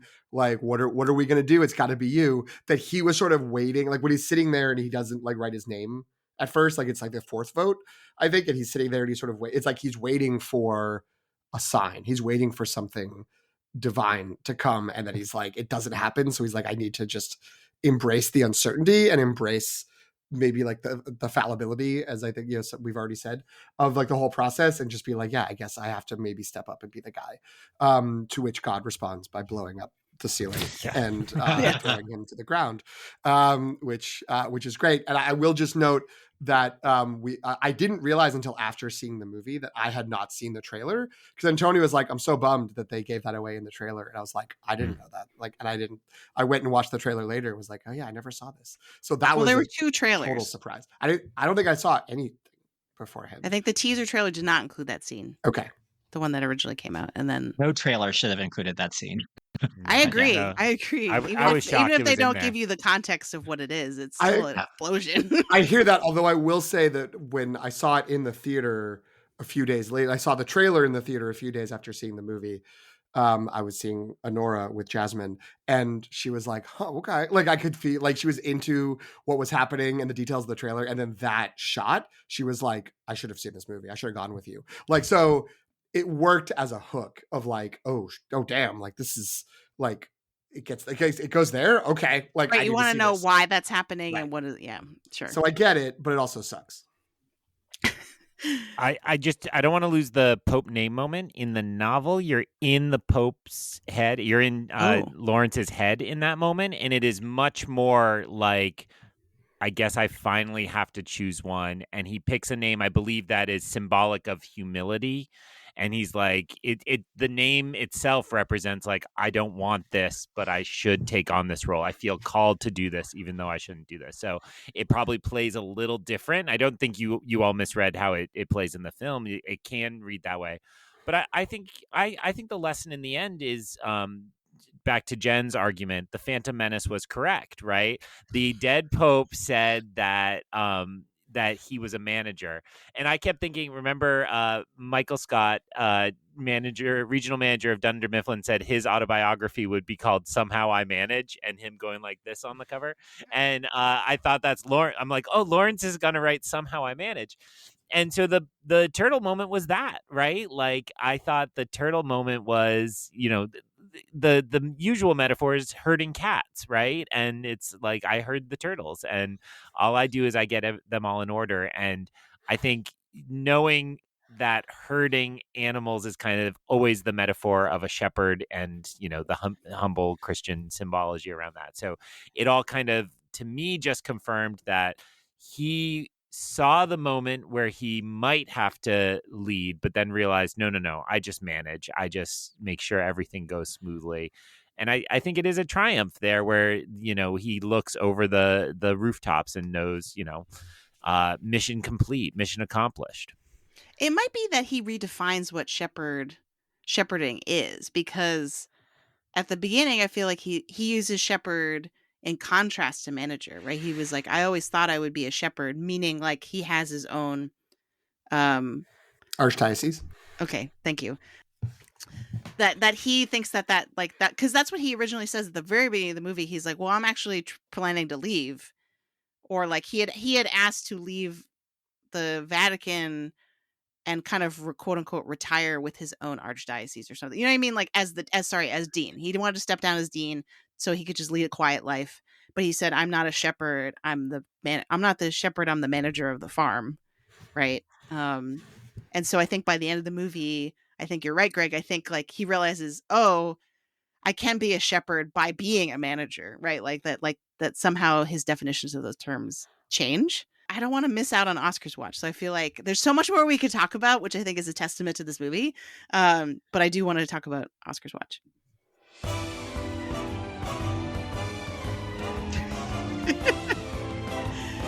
And we know Greg is sleep deprived because he's swinging his head around to the music. The hair's wake up. starting to dislodge. It's Yes, not like all the way like full Yeah. tired yet. We but, gotta like, wrap this it's up. very it's very possessed Louis Tully. Like it's moving in that direction. So I do feel like we would probably all agree this is an Oscar contender of some kind. I mean, I believe Antonio mentioned that in his short take that like this might not be a contender to win, but it is definitely in contention to be nominated.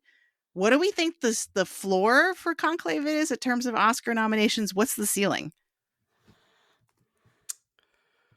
I mean, I'm based on the Gold Derby standings right now, which it's not scientific, it's odds, it's an amalgam of whatever their formula is. The ceiling of things that currently have Conclave in the top 5 or top 10 for Best Picture, it's 12. It's 12 categories. Wow. And then there's a few others where it's like, I'm sorry. No, let me stand that back. I got to run that back. That's not true.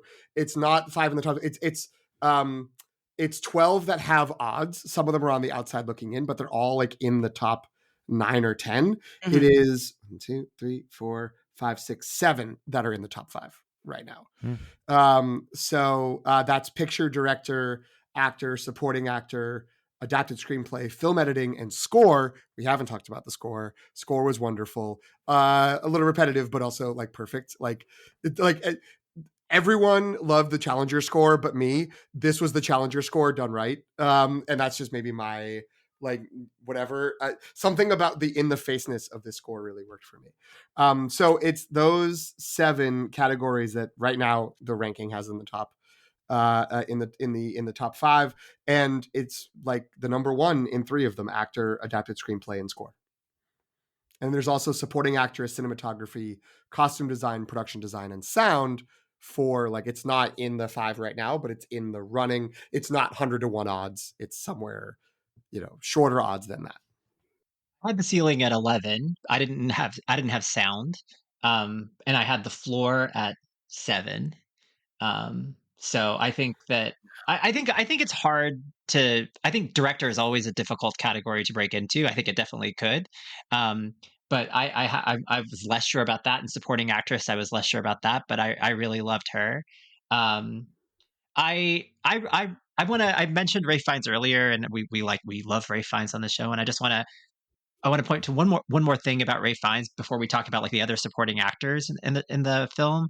I think that one of the things that I found most impressive is I think that the function of that character in this movie, especially when you have so many like big, broad, delicious, like supporting characters around, is who are designed by their very like character description to steal scenes. Is that the main character can feel like this sort of like workmanlike like thing that takes you through the plot, but that's not what Ray Fiennes does here. Like Ray Fiennes is just as fascinating to watch, and his progression is just as fascinating. It's not just him reacting to like all of these characters, it's he has this whole world that you see, and this whole conflict that he's working through the entire movie. That's this internal conflict that I think really elevates the movie and makes it more than just about the plots and the revelations. So this, like, I love Ray Fiennes. I've loved, and we all love him, but I really thought that he did just really essential, excellent work here in a role that to a lesser actor could have anchored this movie and kept it from reaching the heights that it does. I'll start my Oscar stuff there. Further thoughts on Ray Fiennes or any of the other performers before we go to the other categories?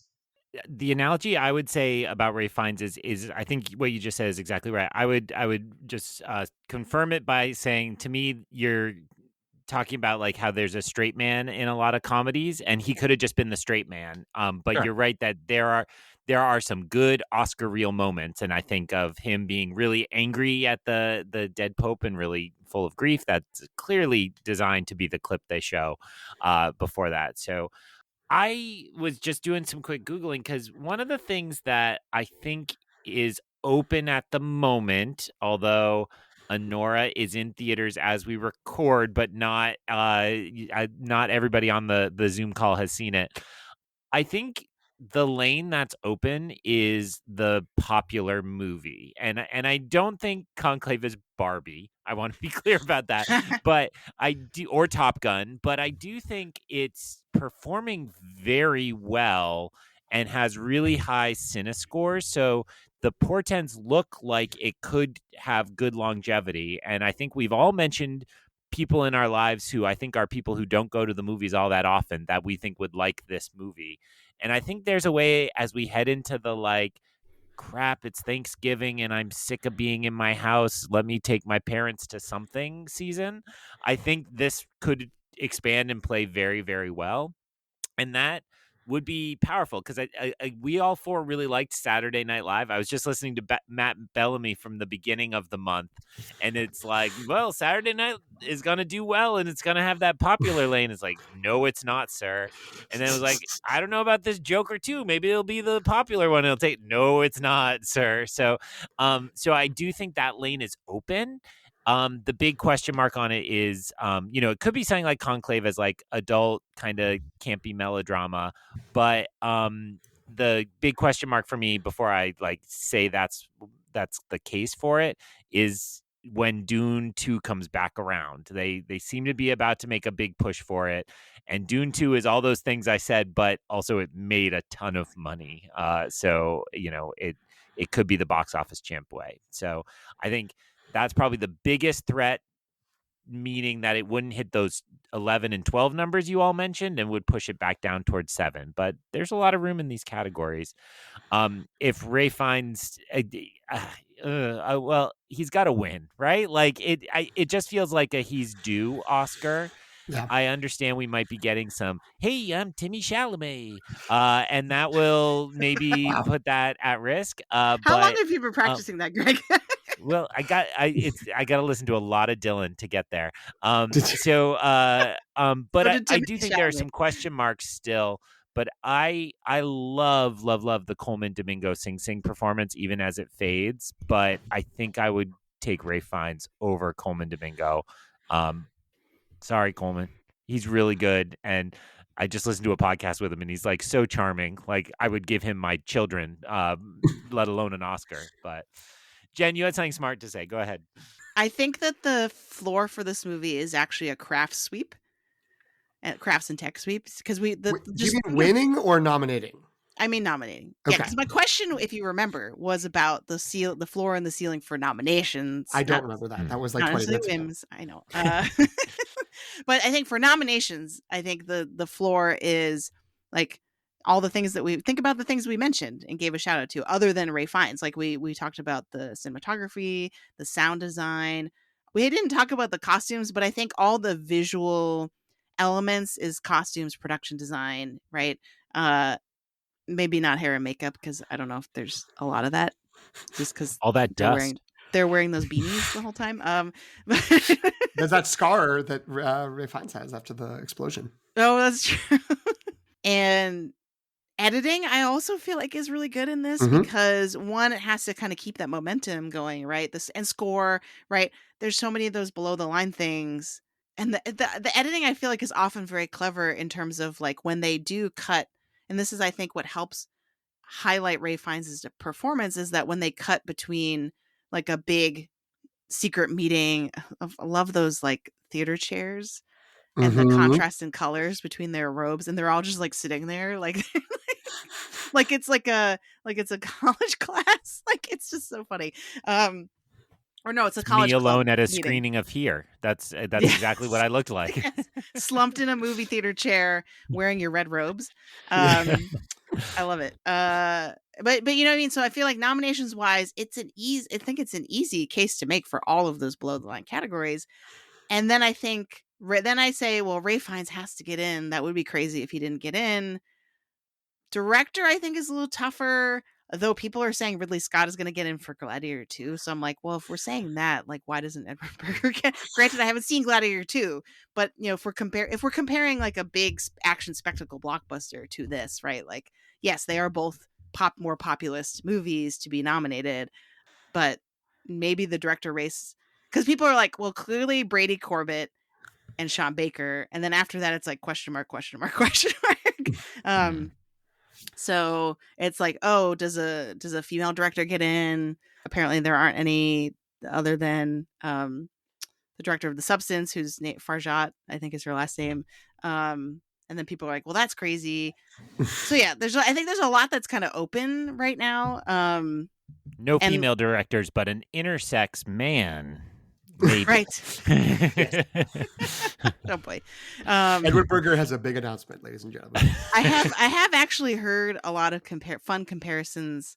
Like a lot of Oscar pundits are like, this movie speaks to me so much because it's about award season, which I hadn't immediately thought of. But the second somebody said that, I was like, oh, that's hilarious. Like, so Academy voters might see an entirely different allegory than we're seeing right now on the near eve of our presidential election. But so yeah, I feel like, okay, I said this over text, but my hot take that I'm going to like plant my flag now is I actually think this has what it takes to win Best Picture, potentially, under the right set of circumstances. Like if the election winds blow a certain way and then this becomes like a fun, joyous movie where people are like, see, like we had all these problems too, but we got through it, right?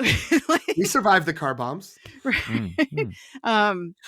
If the outside context and like what's happening in the world breaks through and kind of like influences people's attitudes towards this movie, and if it runs a good campaign, which, you know, it's, what did I say? It was Focus Features. They do okay usually, right? Yeah. Like they're not bad at running campaigns. I think I heard that they have never actually won Best Picture, so that's kind of a mark against my theory. But I feel like this is a movie that will have, if there's backlash, there will be backlash to the backlash in its favor, or it will just be like who doesn't like this film other than the people who have political problems with it, right? Like everyone else is going to be like, yeah, that was fun. And it's going to be on the preferential ballot. It's going to be number 2, number 3, number 4. So that's my hot take. I see it. I think that could definitely happen. I do think there's like a few movies, sort of maybe to Greg's point about the like, where's that popular lane? Like my flag, like kind of rattly shaking in the breeze from a few months ago was that Dune Part 2 would do that and be like, yeah, sure. Like third place for a bunch of people and ends up winning. Gladiator 2. I mean, I don't think it could win Best Picture, but Gladiator 2 could become the like, this is the blockbuster popular movie that is new that we think about right now. And I do think there are a few other movies that I think people would be like, oh yeah, that was fun. I liked that. I was thinking Anora. Anora could be the movie where people. No, like, Wicked is good apparently, and people are talking about its Oscar people prospects. who were invited to see Wicked first say it's good. Sure. I know I'm a total hypocrite because I just complained about the Gladiator 2 responses. But yeah, there is a theory where, you know, Wicked pulls in like 120 million its first weekend and like people decide to back it like that. That's another one that could be in there. But so I could see it. I could see Conclave doing that. My like, if we want to talk floor, I think the floor for me is the discourse around this movie becomes insufferable once like award season starts and once people start like some of these narratives that we're worried about, like, oh God, are we gonna have to listen to like people sharing their Fox News clips about talking about this movie? Like, the movie's been out, hasn't happened. We've been very distracted with other things, but maybe come jockeying in December, January, that becomes a thing. And everyone's like, I don't want to talk about this movie anymore. I'm over it. So to me, I think the floor would actually be like 3 or 4 nominations, like actor, screenplay, and then, you know, probably picture, probably score. Like, I think those would be hard to shake at this point based on like where it stands right now. But I think it could be something that everyone like kind of like drops the ball on. And then in a couple of years, folks are like, what were we doing? Like, why didn't we do more with Conclave? Like, that's crazy. Like we should have been like, it should have been the running for all these other things. So yeah, I think it could go either way. It's not quite at that place that I think Anora and The Brutalist are, where it just feels like locked in to like being like, assume them for any category they could fit into. You know, Dune Part 2 has the crafts like that. Amelia Perez was sort of positioned like that. I feel like that's gotten shakier the more people see that, for there's more backlash to it. So this could become that third movie. This could be that like Poor Things that comes in to like come with the big two that are jockeying, and it's like, oh no, assume Conclave and everything, because like it's got all these categories and it ends up with 10, 11 nominations. But yeah, I think it's a real variance possibility for this movie. I want to talk about the two supporting actor categories. I think that we talked in an earlier episode about Isabella Rossellini. Her role is small, but her big scene is such a big scene. And in my theater, and I think in a couple of other theaters that we've talked about before, like the audience just burst into applause we mentioned, it culminates in this sort of curtsy after she has this moment, and it's just this real. It's just this very incredibly satisfying moment. So she's never been nominated for an Oscar before. PT and I looked it up when we were leaving the theater, and that's crazy. So even though it's a small role, like Beatrice Straight level, like length, I think that she'd be a worthy candidate. Supporting actor, I think that most people put in Stanley Tucci, and he does have a very juicy role and one of the best lines in the movie. But this feels like a movie, because there are so many supporting actors and juicy lines. It feels like the kind of movie where we slot it in for supporting actor, but at the last minute the Oscars switch it to somebody else. Like that's happened before in other films where they have a rich stable. So I could see that. I could totally see that happening. I could totally see it being Tedesco, for example, or anyone else in the cast. But I think at least one should come from this film. Any other additions or other thoughts on the categories? I just want to add that after the early buzz, I thought Isabella Rossellini had a bigger part than I expected because of that second scene. And I think you're absolutely right. I see her getting one. If nothing else, that is criminal that she doesn't have one in her career. So she deserves it. If it's not Tucci, or if it's Tucci and someone else, I'd go Lithgow. Another kind of underappreciated, kind of PT, I'm going to try it. Another workman actor, workman. Yeah, workman like. Yeah, journeyman. Like actor. I think he's journeyman actor. Journeyman. Damn it. Sorry. Who has I shouldn't say damn it on the Catholic podcast. Blasphemer. But that feels to me like, we haven't seen him around in a while. And he's always good, and he's really kind of deliciously himself in this movie, where like you see him and you're just waiting for kind of a few over the top kind of voice cracks, and we get there, and it works. And I kept thinking about his 30 Rock, where he's in a elevator and everybody who runs into him has an emotional epiphany, and he thinks it's because they just watched World According to Garp, but it's because they all watched Harry and the Hendersons on cable. And I was like, I think it speaks to like this long range that he's had over his career, from the heights to the lows. And it's to me worthy of another actor in a late stage. How many more performances are we going to get out of him? Because he got lost in TV world for a long time with his sitcom and so on. So I'm PT's about to tell me he got canceled because he killed a child, or that he has 15 Showtime shows that I've missed seasons each of. He's won a ton of Emmys. He has won a ton of Emmys, but it's also how soon we forget the third hour of Killers of the Flower Moon when he shows up as one of the lawyers. So I don't remember that at all. Yes, it's because you were so focused on Brendan Fraser's insane performance. He's the opposing counsel. Yeah. Did he kill any children? No. As far as I know, John Lithgow, his record is as clean as an old man's can be.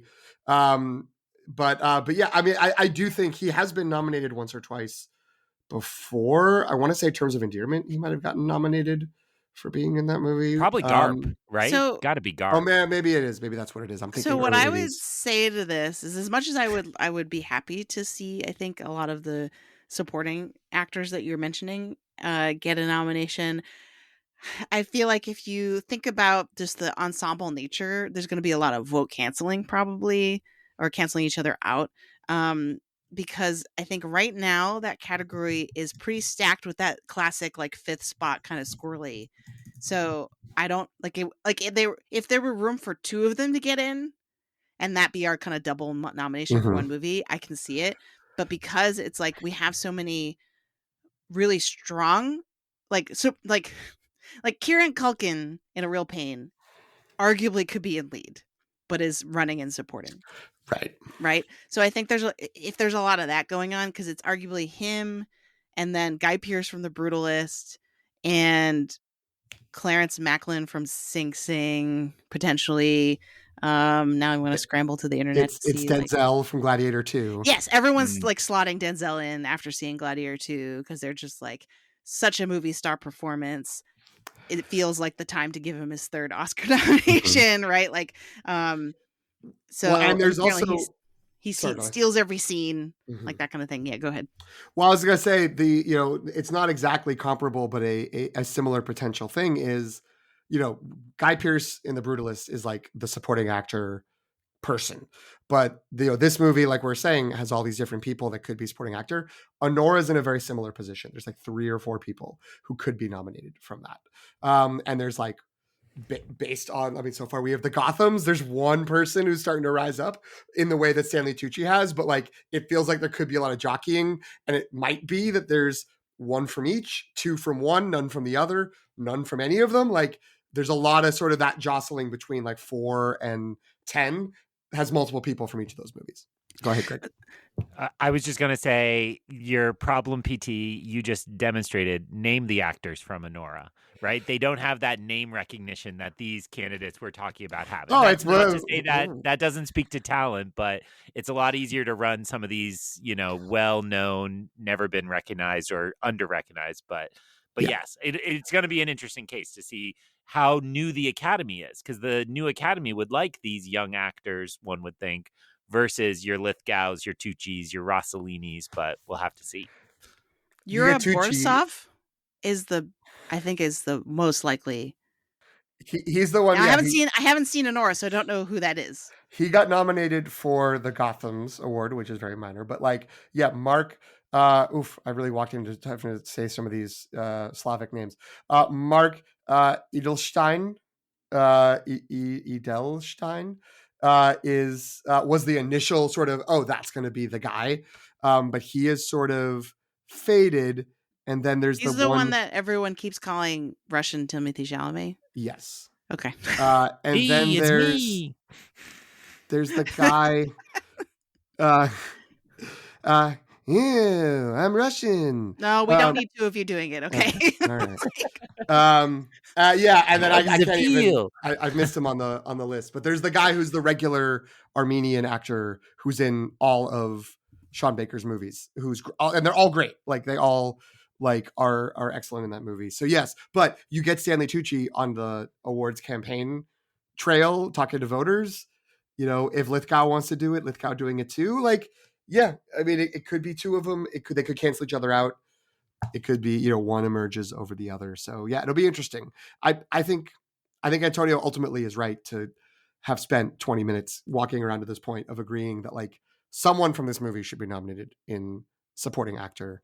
I think currently looking at the list, having not seen everything, Isabella Rossellini in supporting actress is a worthy small performance, because not just for the career element of it, but also just she's so good in being this role of sort of background meek, but has a lot happening on her face when the time comes and she's put in the spotlight, just kills it. And it's only, it's really, to compare to Beatrice Straight in Network, at least Beatrice Straight has a 2.5 minute extended scene of grabbing the movie and shaking it.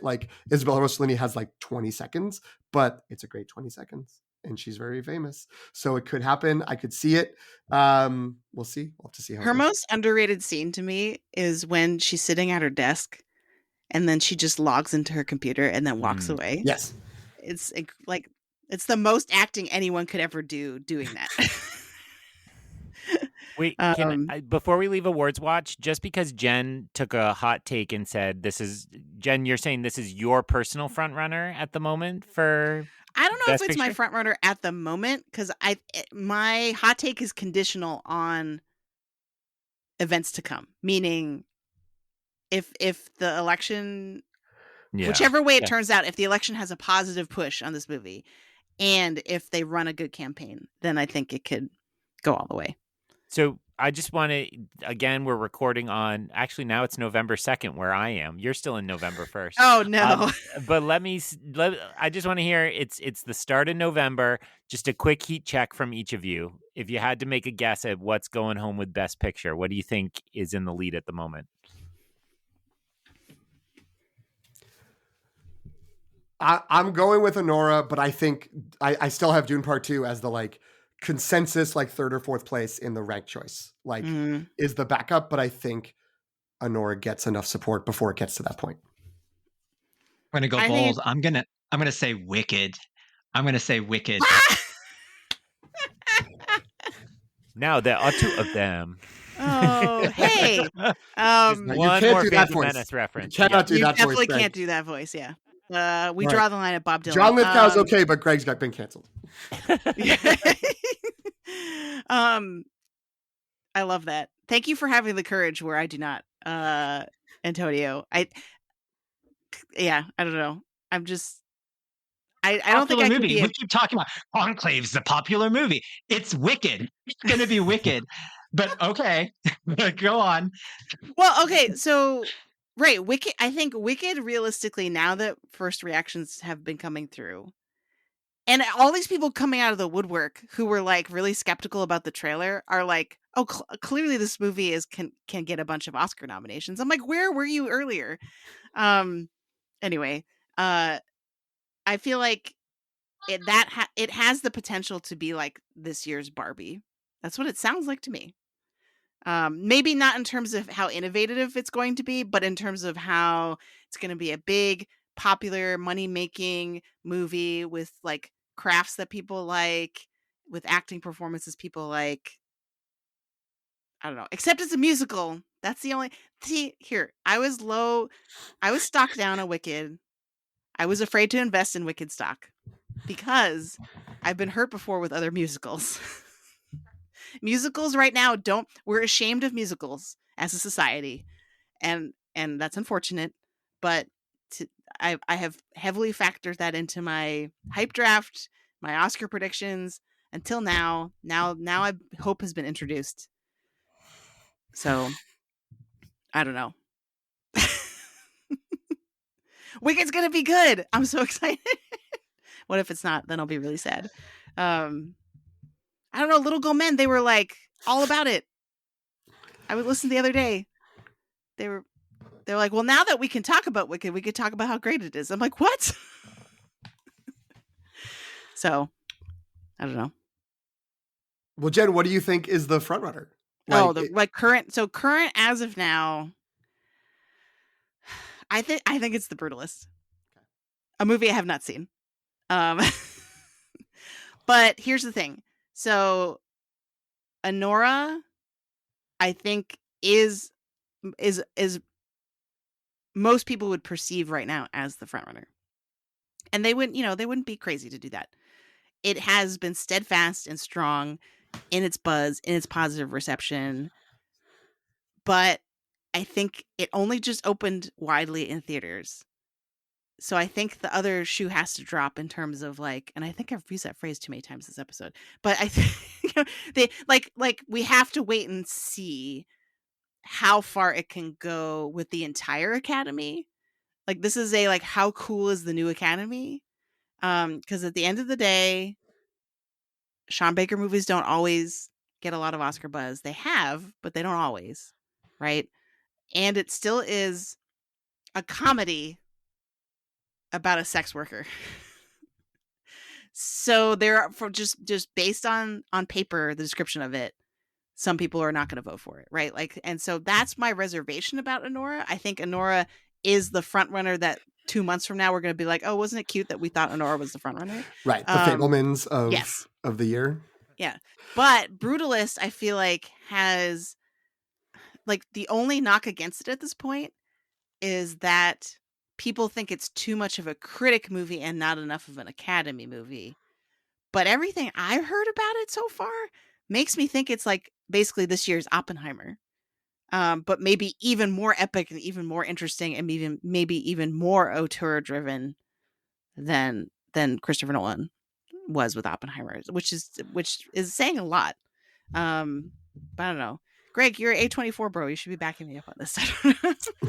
I think I am backing you up on this. I was just trying to think. And so I have seen Anora. I saw it last weekend and I really enjoyed it. I am not going to say anything negative about the quality of any of its elements, but it does not feel like a Best Picture winner to me. And so I think if The Brutalist is as kind of traditional, epic, grand filmmaking, it's got an intermission, everybody, then I just think it's gonna grab all of the cake that Honora was eating.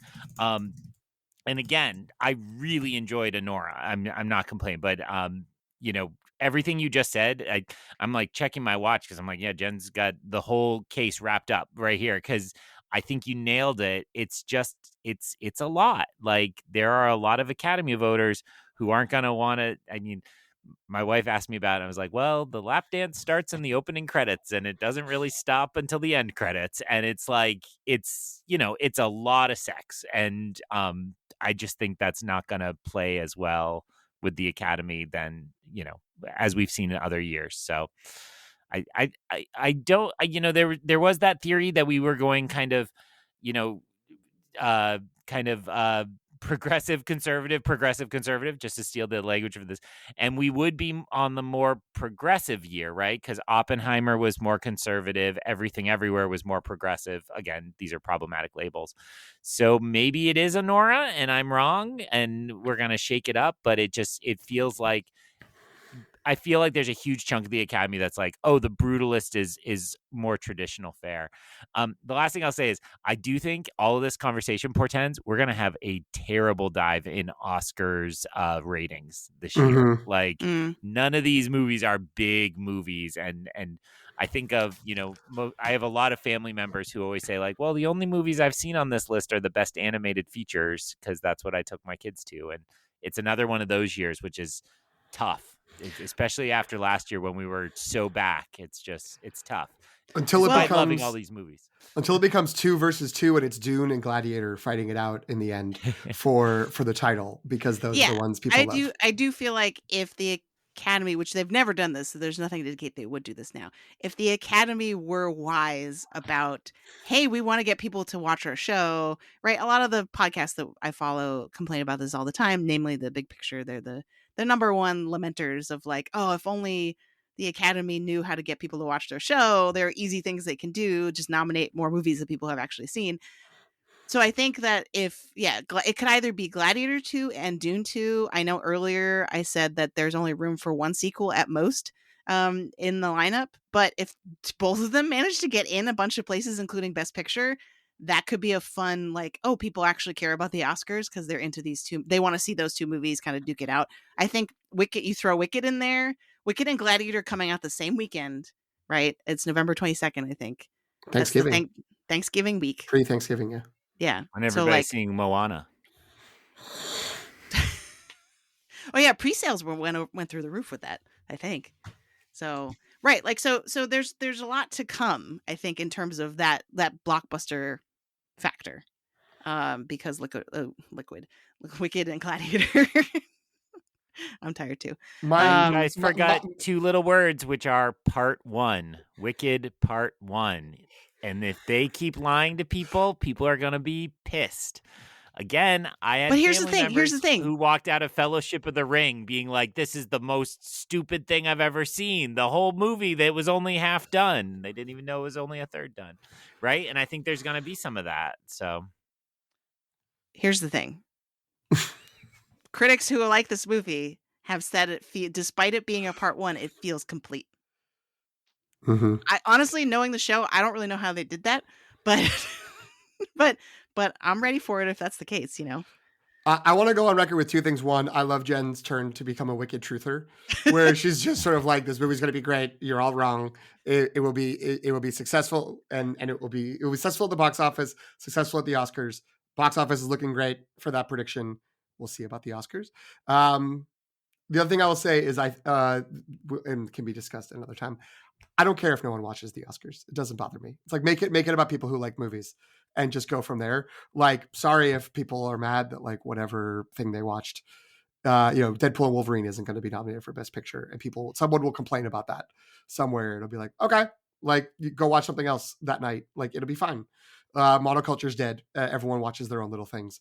It's fine if the Oscars only pull in a few million. My Oscar party is going to be way more fun if people attending have actually seen all the movies. It hasn't happened yet. I mean, the other thing I'm thinking of is like if it is like Dune Part 2, Wicked, and Gladiator Part 2 all get nominated, and then it ends up being Anora versus The Brutalist, like then people are just mad. Like in the same way they were mad that Barbie didn't win anything except song last year. It'll be just like, what? Like, I don't get it. Like, what happened? And we get so excited about Barbenheimer, but like at your party, the people who were there that like, I saw two movies. It was Barbie and it was John Wick, or it was Barbie and one of the Marvel movies that came out. Like, not that many. I mean, a lot of people saw Oppenheimer. It made a lot of money, but like, a lot of people saw Dune, but like, I don't think people are like, Dune's going to bring back the crowd to the Oscars. So many people will be there because over a year ago, this movie came out and they saw it back then. So I don't know, whatever. All right. I think that's a good place to end. I don't know, whatever. Great place to end. That's the headline of all that like Oscar talk for the last 35, 40 minutes. Yes. So, Antonio, where can people find you? And I know there's only one place.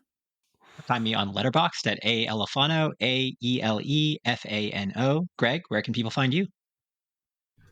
Also on Letterboxd, where I've given up my dreams of catching PT this year.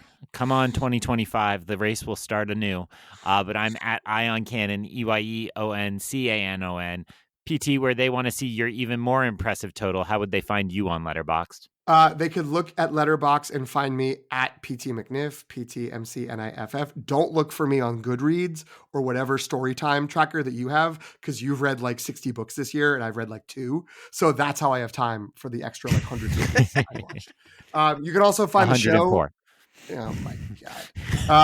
I hope that like some of those are novellas in the same way that some of my 520 movies are short films. But anyway, you can find the show on there as well at LTR Pod. You can also follow us on Instagram and Threads at The Long Take Review. You can email us, thelongtakereview@gmail.com, or you can subscribe wherever you are listening to this podcast right now.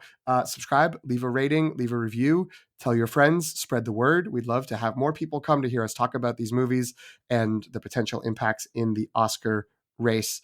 Jen, where can everyone find you? You can find me on Letterboxd at Qui-Gon Jen, and on Instagram and Threads at Sopchockchai, SOPCHOCKCHAI. We don't have any time left to hear your confession. John Lithgow, 2 nominations, both World According to Garp and Terms of Endearment. Back to back. He's due. He's due for another one.